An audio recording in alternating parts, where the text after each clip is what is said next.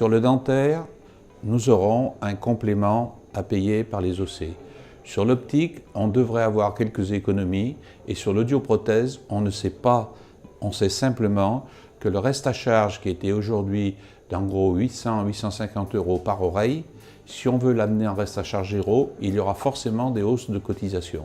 Soyons clairs, l'objectif du reste à charge zéro, c'est de permettre à des gens qui ne peuvent pas faire des soins ni dentaires ni audioprothèse d'avoir pas de reste à charge. S'il y a une consommation médicale importante, il y aura une augmentation des cotisations. Le taux de recours est surtout insuffisant sur l'ACS. Qu'il y ait une adéquation de la CMU-C et l'ACS me paraît bien. On a parfois des gens qui passent de la CMU-C à l'ACS, ils ne comprennent pas, ça sera beaucoup plus simple, donc c'est une bonne chose.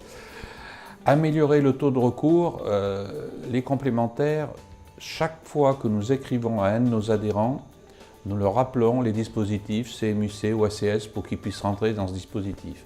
Aujourd'hui, 96% des Français ont une complémentaire. Qu'apportera le nouveau dispositif? J'en sais rien. Moi, je dis simplement que tout le monde doit essayer d'amener dans le reste à charge zéro, parce que, je l'ai déjà dit souvent, le reste à charge zéro pour les contrats 100% Sécu va être énorme en augmentation de cotisation. Pour nous, c'est surtout analyser les personnes qui sont aujourd'hui en complémentaire au-dessus de la CMU-C et de la CS, qui ne pourraient pas prétendre au reste à charge zéro par trop grande hausse des cotisations. C'est là où nous devons être très vigilants.